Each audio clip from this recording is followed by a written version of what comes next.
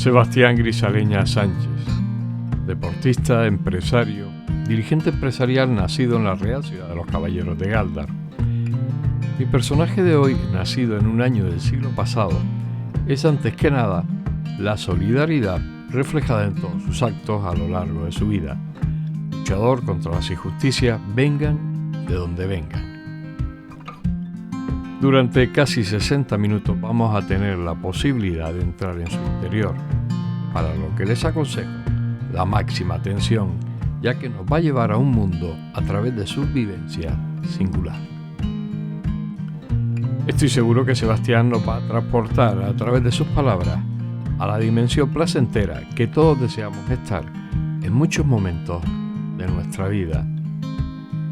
Su vida intensa, vivida a través del deporte junto a su creatividad personal, le ha permitido avanzar en sus conceptos bien arraigados en su interior de justicia social, a marcar y sin quererlo una fama en esta sociedad gran canaria que lo han llegado a nombrar hijo predilecto de esta isla redonda. Pónganse cómodos, amigos telespectadores. Vamos a escuchar a Sebastián Grisaleña.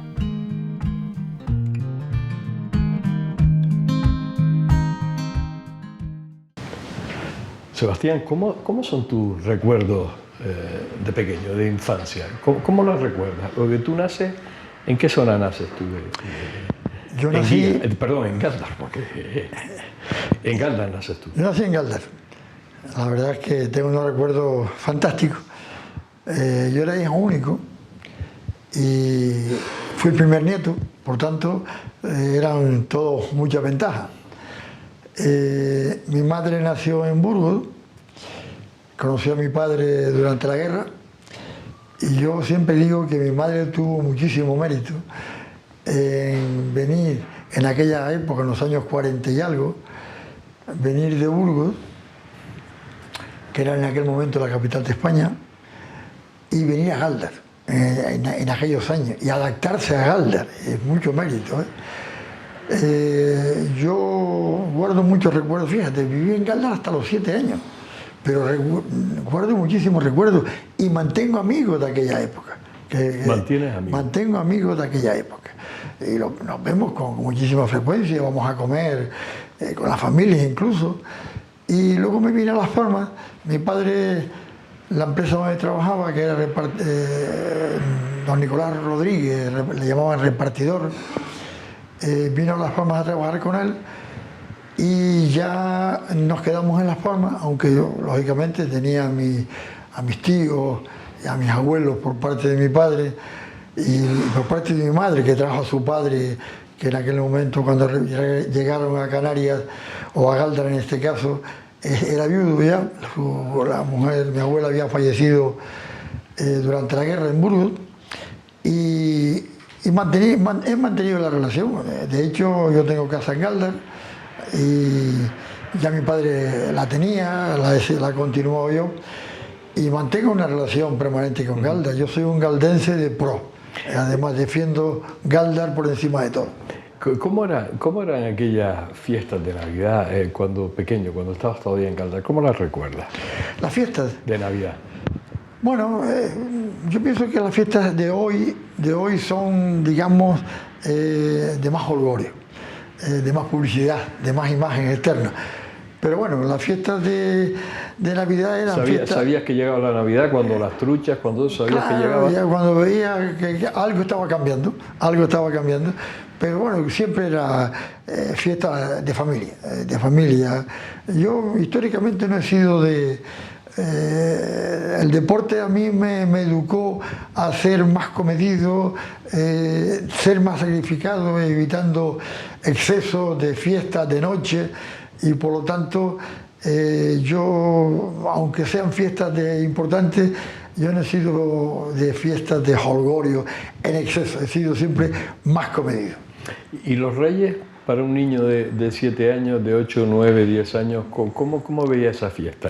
¿Había regalos, no había? ¿Cómo lo ves? Sí, yo era hijo único y por tanto tenías una ventaja. Era el primer nieto, por tanto siempre habían atenciones y uno deseaba con enorme ilusión que llegasen esas fiestas porque era diferente, aparecía el regalito que habitual. No nos olvidemos que hoy los regalos están a la orden del día durante los 365 días del año. En aquella época los regalos eran en fechas puntuales y determinadas, por tanto la ilusión de esos días era una ilusión inmensa. Pero bueno, lo recuerdo con enorme cariño, midiendo la distancia, lógicamente. ¿Y el colegio? ¿El colegio de niños? ¿Lo recuerdas? Bien, sí, recuerdo que fui en Galdar a la escuela de Mercedita.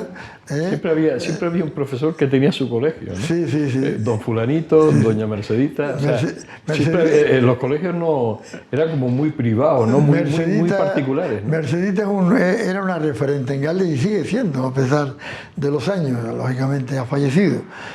Pero y luego en la escuela pública, y luego ya no, ya en Las Palmas comencé a estudiar en los Salesianos y luego ya me integré en el Vídeo y Clavijo. Primero un año en el puerto, allí en la avenida de las Canteras, y luego ya posteriormente cerró ese centro en las Canteras y nos fuimos todos al Vídeo y Clavijo en Vegueta. De un colegio de curas a un colegio que en aquel tiempo era muy liberal, ¿no? Sí, sí. Eso fue un cambio con don Pedro, abismal, ¿no? Don Pedro Cuyen, en paz descanse, era un referente también, don Pedro Cuyen, y don José Melián también. Pero bueno, la vida es así. Y la verdad es que tengo enormes recuerdos de la época en el Viera y Clavijo. Estudiamos el bachiller, muchos amigos, mantengo muchos amigos de aquella época. Se han dispersado porque el mundo, unos están aquí, otros fuera, pero mantengo una relación con muchos de ellos que aún están por aquí. Y algunos que vienen de vez en cuando también se acercan y se reúnen y tenemos ocasión de vernos y darnos un abrazo. Bajo el punto de vista de un niño de aquella época, ¿cómo se vivía en Las Palmas? Ya habías tú llegado a la ciudad, pero un niño de 9, 10 años, ¿cómo veía Las Palmas de Gran Canaria? ¿Cómo veías tú, si lo recuerdas, en aquel momento? Ha evolucionado muchísimo. En aquella época era más familiar. Yo viví en el puerto, en la zona de frente al castillo, en la calle Juan Rejón, Artemis y Midán, Juan Rejón. Era Artemis y Midán entre la Naval y Juan Rejón. Sí, vivía en el medio, el número 4. Y la isleta era una familia. Nos conocíamos todos. Era grande, además era un barrio, digamos, muy cercano, muy unido, todos a una, recuerdo perfectamente. Y era una época difícil también, porque en los años 50 y algo, todavía. Eran una época, el puerto era vital en aquella zona, el puerto. Después ya con los años ya el puerto comenzó a llegar la flota rusa, la flota cubana, ya en los años 60, pero el puerto era un referente y sigue siendo un referente, aunque ya no es aquella isleta que nos conocíamos todos. Pero ahora, en el fondo, Sebastián, sigue siendo familiar, porque a pesar de todo, el isletero es como forma parte de su propia idiosincrasia y está un poco, a lo mejor, alejado de la nueva. Sigue siendo como una familia ahí dentro. Sí, ¿no? Pero luego no hemos ido mucho. Hemos ido saliendo del barrio con el paso de los años y ahora hay muchas personas que no son de la isleta. Ahora, el isletero presume de ser isletero, el isletero de pro. Yo me encanta. Yo disfruté mucho en la isleta y con amigos. Viví en la isleta desde los 8 o 9 años hasta los 20 o 21 años. Lo mejor de la juventud ahí. Y luego recuerdo la época mía, los equipos de fútbol de aquella época, el Artesano, el Racing, después posterior, el Espéride, después posterior fue el Ferrera, posterior. Y recuerdo mi época jugando en los equipos infantiles, descalzo, jugábamos descalzo hasta los 14 años, hasta los 15 casi, en la isleta, en la piscina. En la piscina. Y yo primero jugué en La Luz, en el equipo de la parroquia del barrio y luego jugué en el Porteño 3 años. Y muy bien, muy bien. Allí conocí a muchos amigos. Bueno, recuerdo que venía equipos de otra zona, del Sagrado Corazón de Chamán, el Estrella de Buenarteme, donde jugaba Germán y muchos más jugadores que posteriormente dieron el salto. Allí en la piscina salieron muchos jugadores de renombre, Betancourt, que jugó en el Madrid. Esto fue antes que yo. Y luego de ahí, a los 14 años, ya pasé a la cadena de filiales de la Unión Deportiva. Y ya, fíjate, pasé salir de la piscina jugando descalzo a jugar ya con botas, porque aquellas botas, las botas de aquella época. Las botas de hoy son unos guantes, los de antes ya te puedes imaginar. Pero muy bien, y los recuerdo. ¿Cómo eran los bailes de juventud de aquella época? Porque yo creo que había bailes en aquella época. ¿Cómo los recuerdas tú? Cuando tenías esos 16, 17, teníamos 18. las pandillas. Las famosas pandillas. Las pandillas, hacíamos las reuniones aquellas en casa de uno, en casa de otro. Famosas reuniones. Sí, las reuniones de juventud. En las azoteas, normalmente. En las azoteas, exactamente, casi siempre en las azoteas. Y luego recuerdo que el grupo que teníamos allí de amigos, que éramos 15 o 20 amigos, hicimos una recolecta para comprar una caseta. Y la caseta la colocábamos todos los fines de semana en las canteras. En aquella época lo permitían. Ya hoy, las casetas. No. Y recuerdo que hicimos una recolecta, compramos, la hicimos. Y bueno, llegábamos el sábado por la mañana, la colocábamos y pasábamos prácticamente todo el día en la playa y todo el domingo. Hacíamos ese grupo de amigos mismos, hacíamos una recolecta durante el año, hacíamos una excursión a La Palma, porque había algunos que eran palmeros, que recuerdo Floreal, falleció, el amigo José Floreal. Y íbamos porque él era palmero y teníamos posibilidades de quedarnos en algún sitio en La Palma. La verdad que los recuerdos de aquella época eran fantásticos, sin obligaciones, sin preocupaciones, solamente era estudiar y formarnos. Pero bueno, eso nos valió de mucho, de experiencia también, porque en el Leta se aprendía muchísimo, se veía muchas. Ten en cuenta que era la salida del puerto, allí veíamos tantas cosas, las visitas al puerto que hacíamos los fines de semana, los domingos. Y la flota japonesa comiendo los marineros yo pienso que la flota japonesa llegó un poquito posterior, pero en aquella época recuerdo que los domingos llegaban los barcos franceses, barcos buenísimos, que venían de las provincias de ultramar francesas de África y hacía escala en el puerto de Las Palmas. Y los cásteles que iban a Sudáfrica también, era una época fantástica, pero bueno, una época económicamente más difícil. Después ya comenzamos a progresar y el crecimiento y la estabilidad económica, el Producto Interior Bruto, fue mejorando de una manera contundente, felizmente. ¿Tú llegaste a ver la pobreza a tu lado cercana? ¿Veías gente que lo pasaba mal? Sí, en aquella época sí. Ten en cuenta que salíamos de una posguerra, después comenzamos a la evolución poco a poco, pero no fue tan fácil al principio. Mi padre era muy trabajador y muy activo, felizmente en casa no es que nos sobrase, pero vivíamos bien. Pero hubo familias que lo pasaron mal y se fueron estabilizando, aunque luego con el paso de los años, felizmente esa clase fue mejorando paulativamente y sus hijos al final son los que en definitiva levantaron, digamos, la economía de las islas, en este caso de Gran Canaria. Los islos, gente de mi época. Ya, el fútbol te marca un poco tu vida, es decir, tú empiezas a jugar un poco medio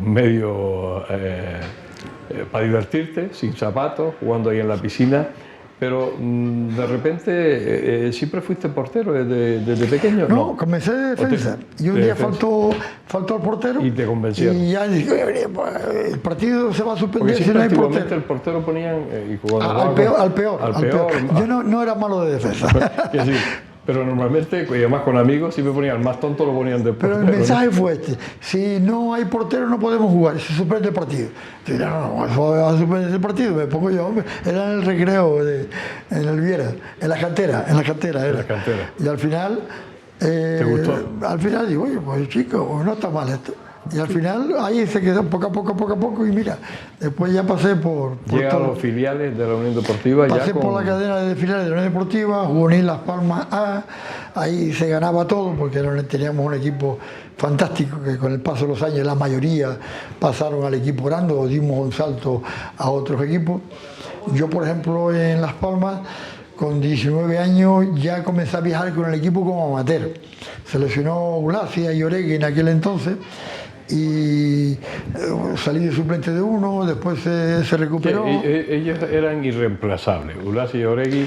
No, y además eran dos porteros fantásticos. Y después encima llega Betancor más tarde, cuando sale del Madrid, llega a jugar también, exactamente. ¿No? Pero no, yo 19 años... Y Pepín llegó también, me parece. Pepín también llegó, se fue y después volvió. Pepín era un portero extraordinario, Una seguridad y una agilidad. Pero aquí llegan ya, cuando vienen de vuelta ya mayorcitos, pero siguen pero jugando. Pepín se inició aquí, Sí, pero cuando viene de vuelta... Fue al Betis, del Betis llegó a ser internacional, y después ya antes de retirarse vino y estuvo en Roma 2 años, salvo error, pero muy bien. Pero conviviendo con Ulas y Oregui, ¿no? Sí, y jugó. Y también Betancor. También. Pero ¿Y tú estabas por ahí? Yo estaba por ahí, yo tenía, como la cadena de filiales va saliendo, selección juvenil, el aficionado en aquel entonces, campeón de Canarias con el aficionado, y luego ya al lesionarse Ulas y Oregui, que eran los que estaban en la época mía en segunda división,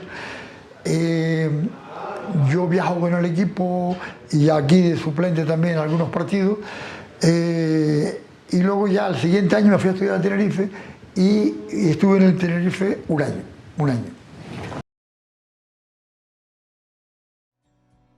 El ahorrador de electricidad estaminal es el único aparato del mercado comprobado que reduce el consumo de electricidad después de haberse instalado en miles de hogares en Canarias. No deje que su factura de electricidad afecte a su economía familiar. Estaminal es autoinstalable y no consume electricidad. Estaminal le garantiza una reducción de un 20 hasta un 35% de su recibo de luz. Diga basta al excesivo consumo de electricidad y llámenos ya al 928-481-249. Recuerde, puede ahorrar hasta un 35% de su factura de electricidad. Estaminal, la seguridad del ahorro.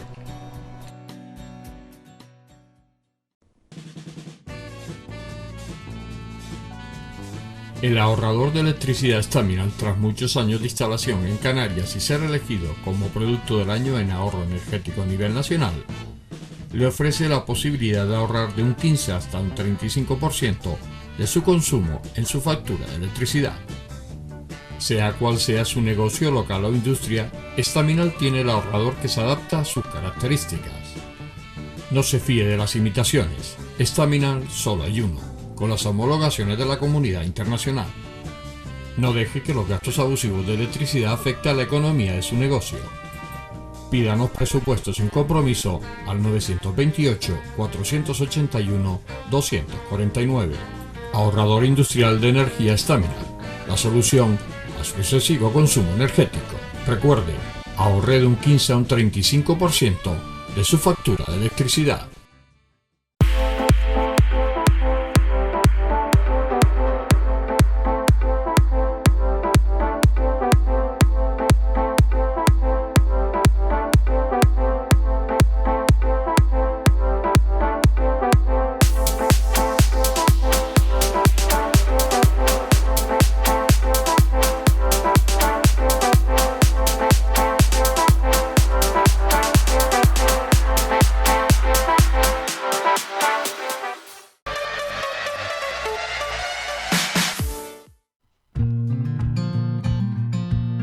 Acabamos de escuchar a Sebastián contarnos su infancia en Galdar, su entrada con 9 años a la isleta, que le marcaría su niñez y adolescencia, a través de los muchísimos amigos que conoció de aquella época y que hoy en la actualidad lo sigue conservando.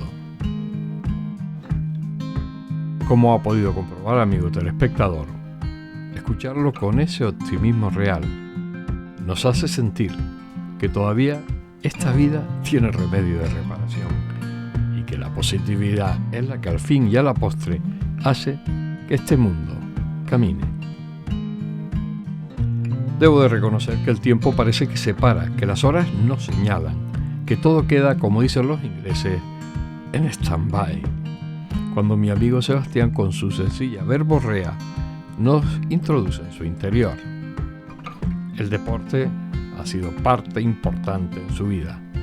El jugar con los equipos de la isleta en el complejo deportivo de la piscina, aún hoy en pie, en las primeras ocasiones descalzo. Su llegada a los filiales de la Unión Deportiva Las Palmas como un guardameta con contrato amateur.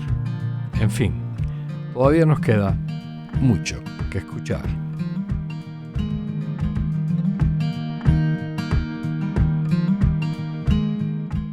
Sebastián, tú estás en los filiales, llegas a jugar con Las Palmas como amateur, como suplente, y en un determinado momento vas a estudiar a Tenerife, que ibas para aparejador, y empiezas a jugar en el Tenerife en segunda división como profesional, ¿correcto? Correcto.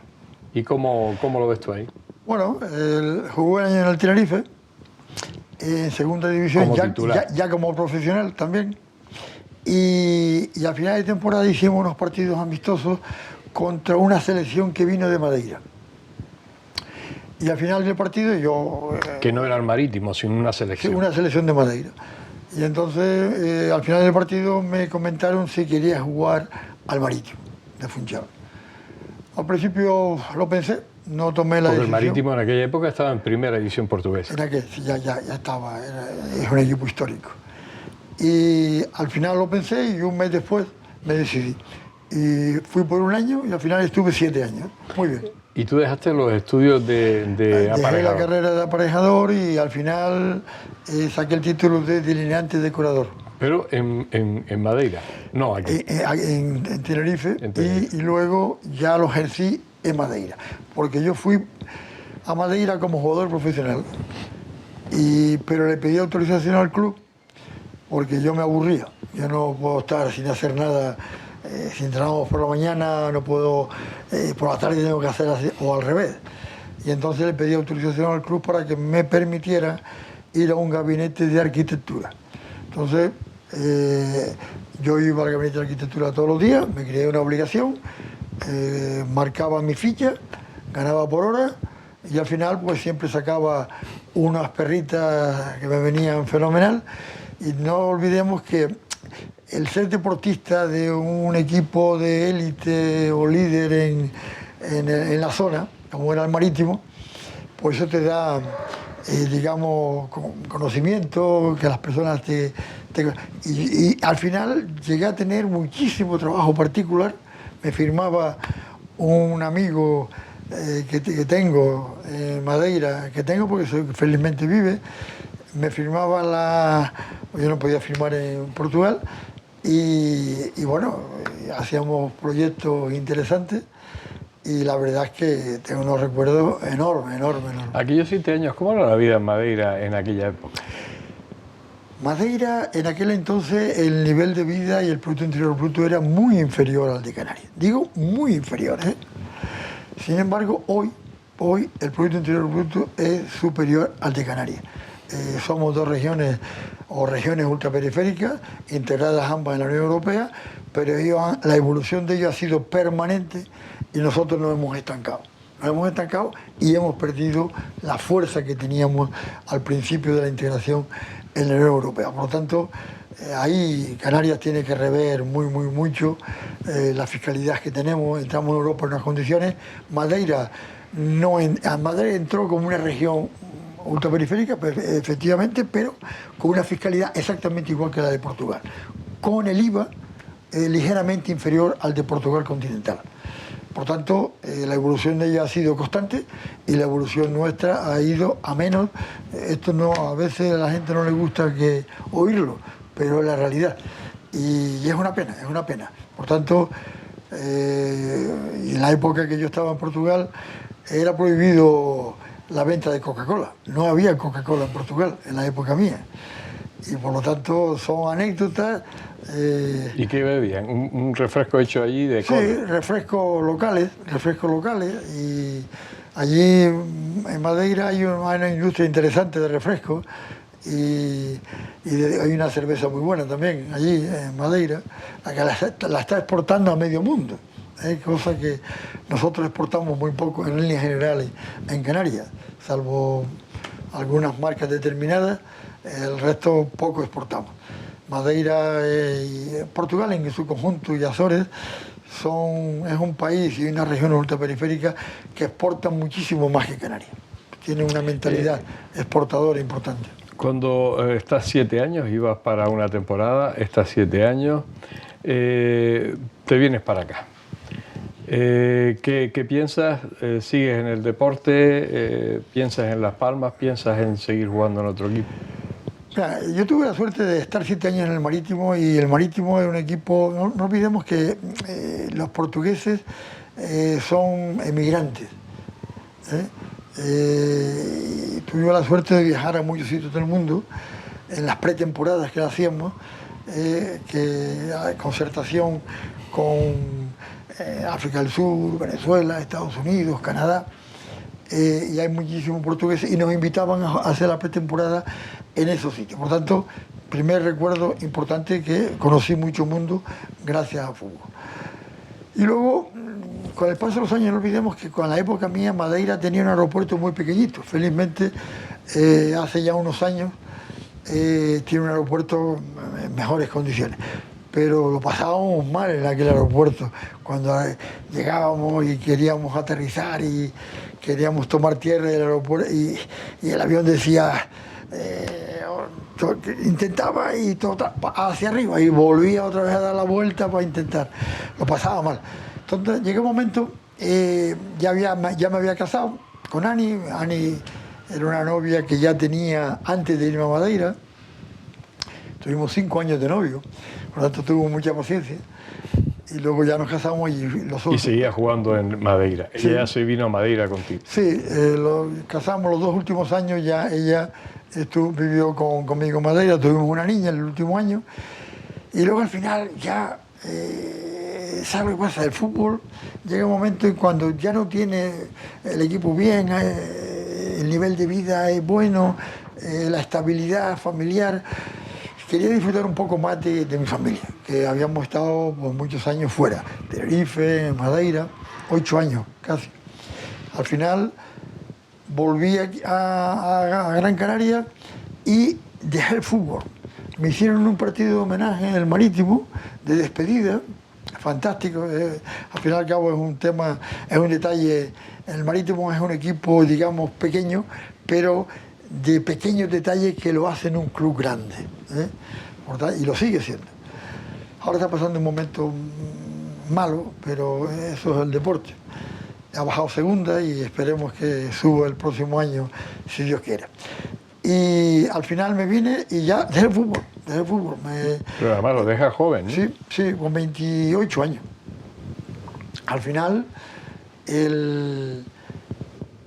la idea era ir a una empresa constructora nacional que estaba aquí, no recuerdo, construcción, Dragado y Construcciones. Ah, Dragado. ¿Sí?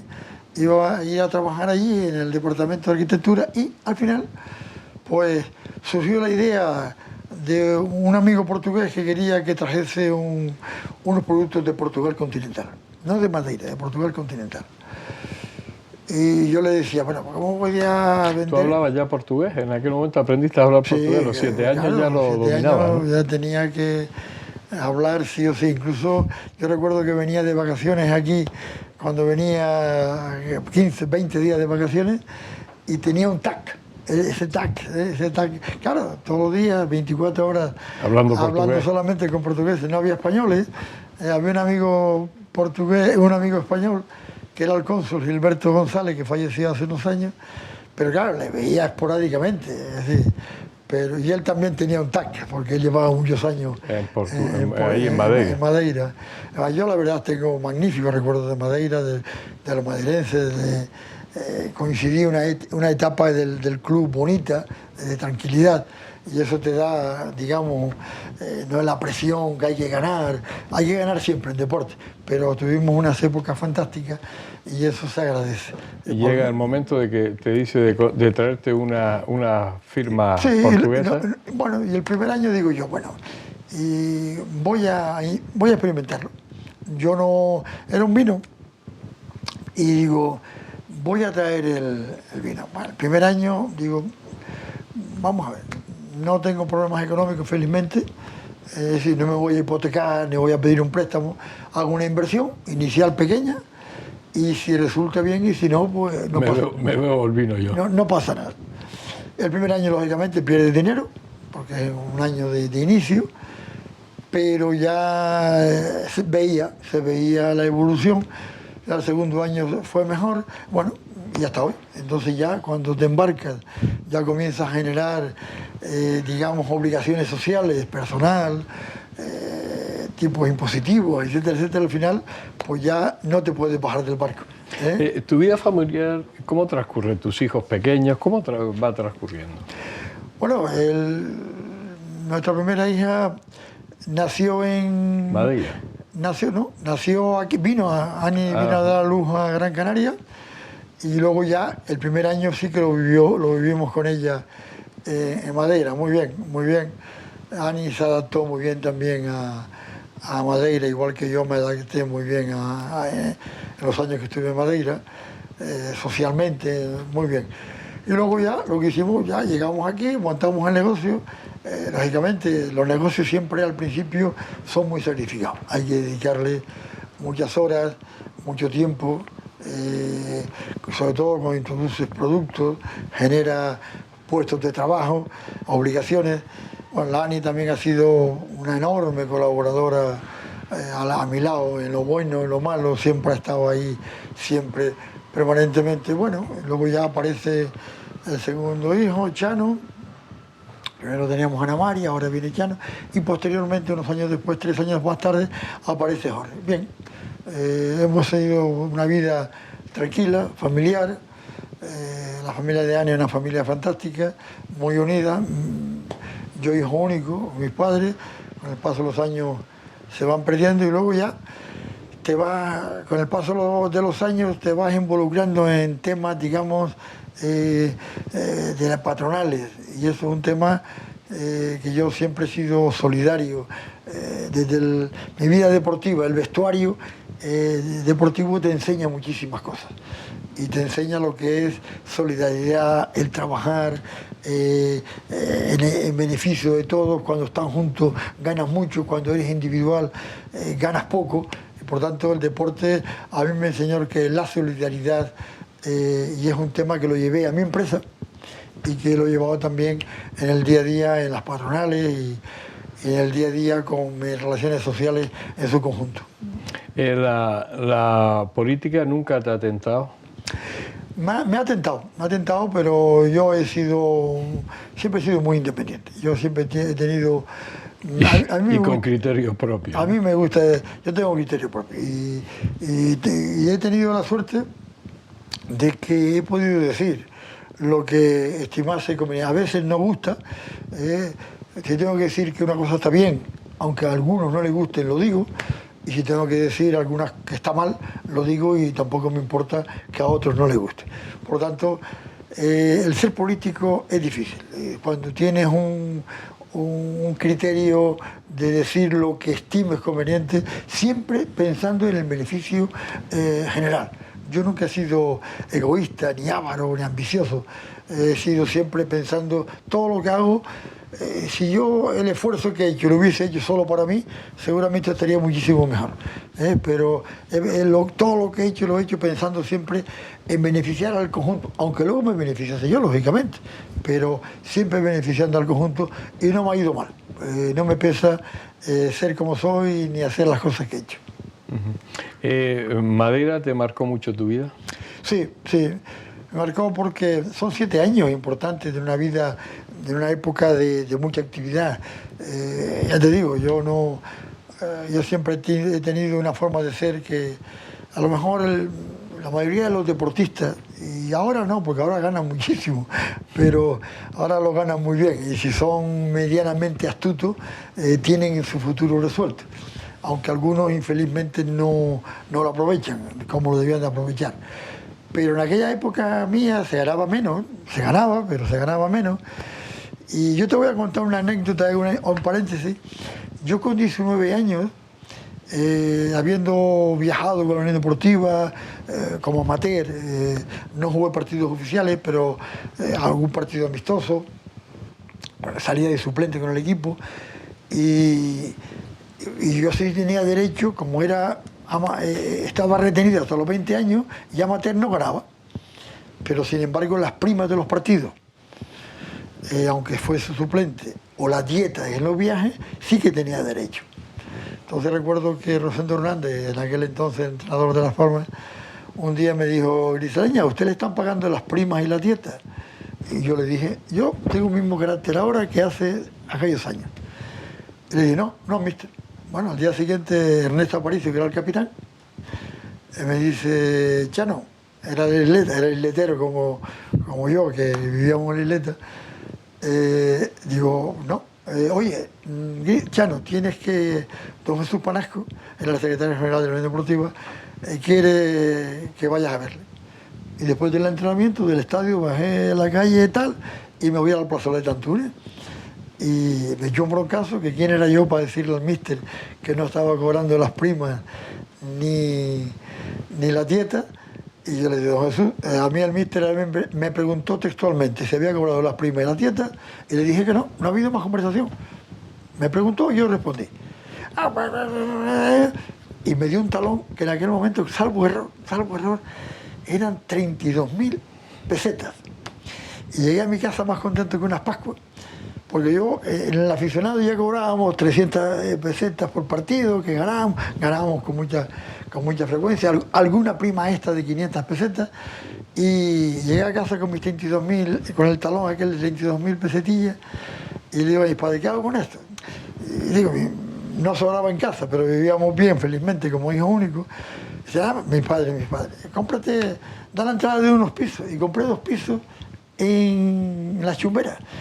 Di la entrada de 20.000 pesetas cada piso, y di la entrada. Ya con 19 años. Esto es una anécdota que cuento, porque en la vida del deportista, en aquella época, que repito, que no se ganaba mucho, pero que se ganaba algo, si lo sabías aprovechar, lo sabía aprovechar. Y bueno, y al final, pues yo he sido una hormiguita, y entonces aprovechaba la ficha, los sueldos, las primas, las dietas en los viajes, y luego el tema de arquitectura, que también generaba unos beneficios, y al final, pues bueno, ahí cuando en la vida tomas la decisión de ser alguien, tienes que sacrificar. Yo me he sacrificado y ha merecido la pena. También mi familia ha tenido mucha influencia. Mis padres, la familia de Ani, y lógicamente mi familia, Ani y mis hijos, fantástico, muy unidos, un equipo.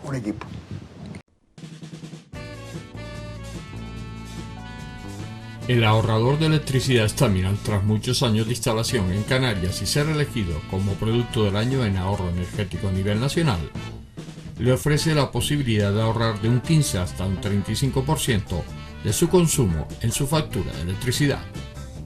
Sea cual sea su negocio local o industria, Staminal tiene el ahorrador que se adapta a sus características. No se fíe de las imitaciones, Staminal solo hay uno, con las homologaciones de la comunidad internacional. No deje que los gastos abusivos de electricidad afecten a la economía de su negocio. Pídanos presupuestos sin compromiso al 928-481-249. Ahorrador industrial de energía Staminal, la solución a su excesivo consumo energético. Recuerde, ahorre de un 15 a un 35% de su factura de electricidad.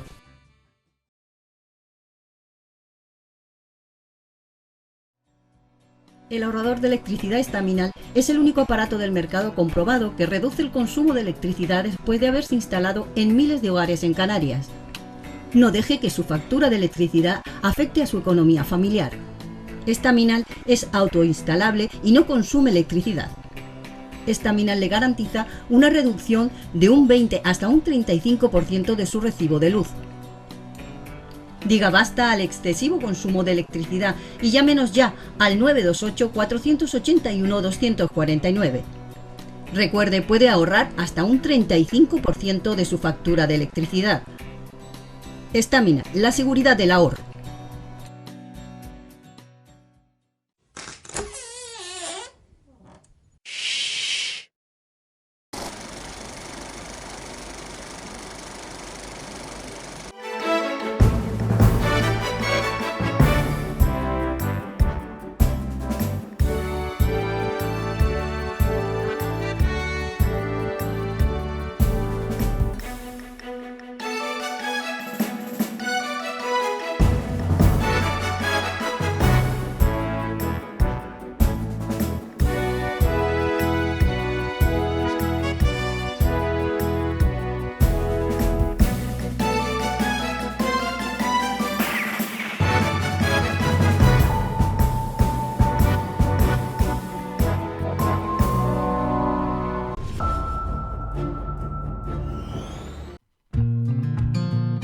El deporte hace que su vida dé un giro radical con primero su marcha a Tenerife, donde compaginaba en principio sus estudios de aparejador con su primer contrato de profesional con el equipo de la isla, y después su traslado a Madeira, en principio por una temporada y que después se prorrogó a 7, a jugar con el Marítimo de Funchal en la primera división portuguesa.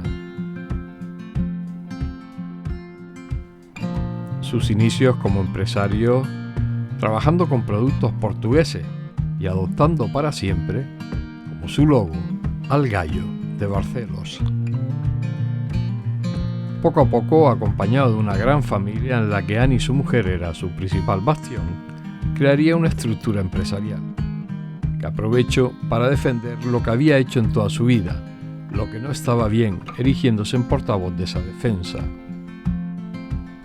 Muchos años en la presidencia de esas organizaciones como Secapime o Confederación Canaria de Empresarios.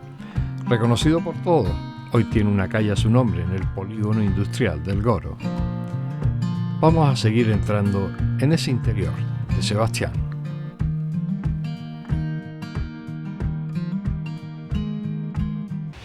Sebastián, ¿cómo te encuentras hoy, al día de hoy? ¿Cómo te sientes? Muy bien, físicamente muy bien. Tengo años, los años no perdonan, pero mentalmente y mi forma de ser prácticamente no ha cambiado. A lo mejor soy un poquito más lento, no es la rapidez que tenía antes, pero muy bien, físicamente muy bien. He tenido la suerte de estar rodeado con una familia fantástica y eso lógicamente te da más tranquilidad. Pero toda la familia es una piña. Y tener la suerte de tener una familia unida, con una sola voz, con un solo objetivo, y esa unidad, eso te da siempre mucha tranquilidad y nos beneficiamos todos. Por tanto, estoy perfectamente bien. De toda tu vida, ¿te ha quedado algo por hacer? ¿Te ha quedado esa espinita clavada, algo que quisiste hacer y no lo pudiste hacer? Yo pienso que en la vida siempre hay objetivos y yo he ido cumpliendo todos los objetivos. Yo no soy avaro ni ambicioso, tengo un concepto de solidaridad a lo mejor por encima de lo normal al tener una formación deportiva de vestuario, pero yo pienso que la vida me la ha dado todo, me ha dado una familia, me ha dado salud y me ha dado amigos. Y por tanto, ya eso ya es una riqueza que no tiene precio. A partir de ahí se ha ido consiguiendo las escalas que hemos ido proponiéndonos y lo hemos conseguido todo. Hemos conseguido una familia, amigos, una empresa, una estabilidad de una empresa ejemplar en cuanto es una empresa que nunca ha estado supeditada a vivir de subvenciones ni de protección. Hemos tenido que tener la imaginación para que la empresa se desarrollase con la tranquilidad necesaria, sin agobios, sin nervios. Y luego, cuando reúnes un equipo humano en tu entorno donde son más que empleados o trabajadores, es un grupo también como si fuese una familia, pues al final yo pienso que los objetivos se han conseguido. ¿Qué hace? A lo mejor ambicionaba algo más. No, no ambicionaba más. Estabilidad, estabilidad y estabilidad. Y lo he conseguido. Al contrario, ¿te arrepientes de algo que hayas hecho y hoy no harías? Bueno, también en la vida siempre hay cosas que a lo mejor en una segunda versión no lo haría. Pero cuando los hechos están así y cometes un error, ya no tiene vuelta atrás. Por lo tanto, a lo mejor he cometido algún error, y a lo mejor hay muchos también seguramente, que a lo mejor en otras circunstancias a lo mejor no lo hubiese cometido, pero mi forma de ser, he intentado ser siempre transparente, cercano, insisto, solidario, y esas virtudes, digamos, nos han dado tranquilidad, sosiego, y por lo tanto no me arrepiento. Las cosas son las que son. Cuando las haces mal te arrepientes posterior, pero ya no tienes remedio de rectificar. Por lo tanto, esas circunstancias son las que son. Pero no, estoy contento de ser como soy. ¿Tienes muchos amigos? Presumo de tener amigos en medio mundo. Yo viajo a muchos sitios y siempre tengo amigos. Y en casa, aquí, en mi entorno, en grupos. Yo intento siempre hacer amigos, porque los amigos no son el amigo circunstancial. El amigo está para los buenos momentos, pero también para los malos momentos, cuando hay que ayudar o que te ayuden también. Pero en líneas generales yo presumo de tener miles de amigos, y además buenos amigos, porque no son amigos por interés, son amigos transparentes, en lo deportivo, en lo social, en lo empresarial, todo. Siempre hay algunos, digamos, con más afecto que otros, pero en líneas generales la transparencia y mi forma de ser, soy de los que hago amigos con facilidad y los mantengo, que eso también es bueno. ¿Y enemigos? Bueno, siempre hay enemigos, algunos. Pocos, pero siempre habrá algunos. Yo diría que más que enemigos, la vida a veces, la envidia o no sé, forma de ser de las personas, pero yo no soy rencoroso. Si hay algún amigo, lo que intento es atraerlo y demostrar que está equivocado, o está equivocado él o estoy equivocado yo, pero lo que hace falta es sumar, no restar. Por tanto, enemigos pocos, y si los hay, que debe de haberlos, yo diría que son contados con los dedos de la mano, y no me afecta lo más mínimo, porque como tú tienes la conciencia tranquila y eres cercano e intenta ayudar, que es el objetivo, pues al final los que quieran unirse, encantados; los que quieran separarse, es su problema, no el mío. ¿Qué piensas de la política? Una decepción, en estos momentos es una decepción. A mí me preocupa el futuro de mis nietos, la situación política en España, yo diría que no es la que debía de ser en el siglo XXI. Ahora mismo tenemos un problema gravísimo, que es la migración, y donde el Estado ni está ni se le espera, y yo diría que eso es un error imperdonable. Lo peor es que la gente no reacciona.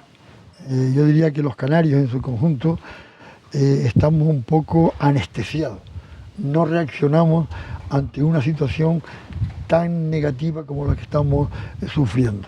Por tanto, me preocupa el futuro de Canarias, me preocupa el futuro de mis nietos, porque la situación política no es la ideal, que la que teníamos que tener. Nosotros hemos trabajado muchísimo para que Canarias tenga una estabilidad, y Canarias nos están creando muchos problemas, no solamente en lo fiscal, con un REF que ya está obsoleto, con ahora mismo lo último, la inmigración, la situación que ha pasado estos días en el Hierro, el perder tantas vidas humanas. Yo diría que llegará un momento en que el titular de los medios no puede decir llegaron 500, 600, 200 ayer, hoy, esta tarde. Yo diría que los titulares tienen que ser a quien hay que pedirle responsabilidad, de verdad, de sanciones durísimas al político, al Estado, a la comunidad, a Europa, a quien hay que pedirle responsabilidad por tantas pérdidas de vidas humanas. Unas sabemos, pero miles y miles de ellos no sabemos que se quedan por el camino. Por tanto, esto es una solución que hay que resolverla. La inmigración está ahí, África sabemos la situación que está, pero Canarias no puede soportar los miles y miles y miles de migrantes que quieran mejorar su vida, que lo entendemos todos. Por tanto, hay que llevar un control, y el control se llama llegar, ayudar, socorrer, pero con documentación. Llevar un control de los que llegan, porque al final ellos intentan mejorar, que lo entendemos todos y lo apoyamos, pero luego nos vamos a encontrar que Canarias puede estar sumisa en una situación negativa año tras año, porque no podemos abarcar todo lo que se nos ha venido encima en los últimos años, sin objetivo de pararlo. En la actualidad sigues teniendo muchos proyectos, tienes muchas ganas de seguir haciendo cosas. Mi forma de ser es siempre hacer cosas. Cuando tú te levantas por la mañana, José Luis, ¿y ahora qué hago? ¿Dónde voy? ¿Qué hago? Yo tengo una semana planificada y desde el lunes hasta el fin de semana, que ya me encargaré el fin de semana siempre de estar entretenido, siempre tengo cosas que hacer, siempre. Para ayudar, para colaborar, para sumar, para mejorar. Y eso es un don que Dios me ha dado, y ojalá que no lo pierda, porque todo lo que sea sumar y en beneficio de todos, yo siempre he pensado más en el interés general que en el interés particular. Yo he estado al frente de organizaciones empresariales históricas con mucha responsabilidad y le he dedicado muchísimo tiempo y nunca he pensado en el interés personal. Siempre he intentado ayudar, proteger a la pequeña y mediana empresa y a la gran empresa, cuando me ha tocado defenderla también, siempre pensando en el interés general, nunca en el interés individual. ¿Cómo te gustaría que fuera recordado, Sebastián? Bueno, yo pienso que en la vida siempre podemos decir abiertamente como buena persona. Yo pienso que las buenas personas siempre tienen la intuición de una persona es ser buena persona. Pero yo siempre me gustaría que me recordara como una persona solidaria, cercana, que le gusta ayudar a todo el mundo y donde todos podamos salir beneficiados. Soy crítico, a veces me excedo, porque cuando veo abusos, cuando veo cosas que no se hacen con sentido común, se hace pensando en los egos personales o en defender partidos políticos, digo, la vida hay que intentamos que nos recuerden como una persona solidaria, cercana, que defiende los intereses generales y que lo que he hecho, lo he hecho siempre de corazón, nunca pensando en uno personalmente, sino en la globalidad. Hemos llegado al final. Todavía no me creo que ha finalizado el tiempo de estar con él. Escuchar cómo le gustaría que fuera recordado se me ha puesto, como decíamos antiguamente, la piel de gallina. Como él reconocía, tenía muchos amigos sin importarle su clase social. Su facilidad de conseguirlo gracias a esa sencillez le ha permitido conservarlo a lo largo de esta vida. Los últimos momentos que paso con Sebastián recordamos cuando nos conocíamos hace casi 30 años y las veces que había acudido a esta casa a hacer programas relacionados con su defensa de nuestros derechos tan pisoteados comercialmente de nuestras islas. Como les avancé al principio de este relato, no iban a tener tiempo de aburrirse, y creo que se cumplieron las expectativas. El que Sebastián nos permitiera entrar en su interior a lo largo de este tiempo, hemos aprendido que si se quiere, se puede, siendo un ejemplo Grisa, así llamado en el mundo deportivo, de toda una vida dedicada a los demás. Sebastián Grisadeña Sánchez, deportista, empresario, amigo de sus amigos. ¿Qué te podría decir? No cambies. Hasta siempre.